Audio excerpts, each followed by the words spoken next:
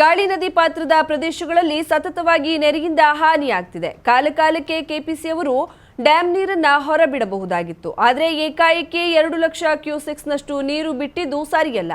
ಎಚ್ಚರಿಕೆ ಸಂದೇಶ ನೀಡಿ ಸಭೆ ನಡೆಸಿ ಹಂತ ಹಂತವಾಗಿ ನೀರು ಬಿಡಬೇಕಾಗಿತ್ತು ಎಂದು ಮಾಜಿ ಶಾಸಕ ಸತೀಶ್ ಸೈಲ್ ಅಭಿಪ್ರಾಯಪಟ್ಟಿದ್ದಾರೆ.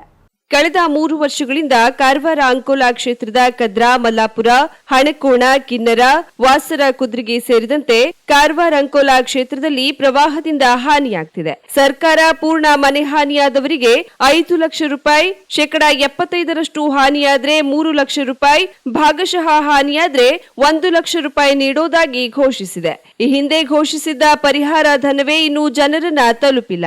ಇಂತಹ ನೆರೆ ಪ್ರತಿ ವರ್ಷ ಜನರ ಬದುಕನ್ನ ಕಸಿದುಕೊಳ್ತಿದೆ. ಪ್ರತಿ ವರ್ಷ ಪರಿಹಾರ ಘೋಷಿಸಿ ಸರ್ಕಾರದ ಹಣವು ಪೋಲಾಗ್ತಿದೆ.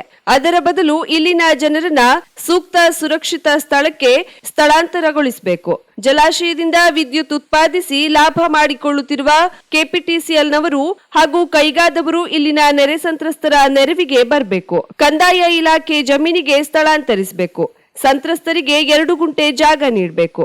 ಸರ್ಕಾರ ವಿವಿಧ ವಸತಿ ಯೋಜನೆಗಳ ಅಡಿಯಲ್ಲಿ ನೆರೆ ಸಂತ್ರಸ್ತರಿಗೆ ಮನೆ ನಿರ್ಮಿಸಿ ಕೊಡಬೇಕೆಂದು ಮಾಜಿ ಶಾಸಕ ಸತೀಶ್ ಸೈಲ್ ಆಗ್ರಹಿಸಿದ್ದಾರೆ. ನೆರೆ ಸಂತ್ರಸ್ತರ ಸಮಸ್ಯೆ ವಿಧಾನಸಭೆಯಲ್ಲೂ ಚರ್ಚೆ ಮಾಡಿ ಶಾಶ್ವತ ಪರಿಹಾರ ಕೊಡುವಂತೆ ಸಿದ್ದರಾಮಯ್ಯ ಅವರಿಗೆ ಒತ್ತಾಯಿಸಿದ್ದೇವೆ ಎಂದು ಸತೀಶ್ ಸೈಲ್ ತಿಳಿಸಿದ್ದಾರೆ. ನಾವು ಅವರನ್ನ ಇವತ್ತು ಅಂಕೋಲಾ ಇರ್ಬೋದು, ಕಾರವಾರ ಇರ್ಬೋದು, ನಮ್ಮ ಡಿಸ್ಟ್ರಿಕ್ಟ್ನಲ್ಲಿ ಬೇರೆ ಭಾಗಗಳು ಇರ್ಬೋದು, ಕುಮಟಾ ಇರ್ಬೋದು, ಯಾವ್ದು ಇರ್ಬೋದು. ಆದರೆ ಇಂಥ ಸಮಸ್ಯೆಗಳು ಈಗ ಒಂದ್ಸಲ ಬಂದರೆ ಇದು ನಾವು ಹೇಳ್ತಿದ್ವಿ 1961ಕ್ಕೆ ಒಂದು ಫ್ಲಡ್ ಬಂದಿತ್ತು ಅಂತ ಹೇಳ್ಕೊಂಡು.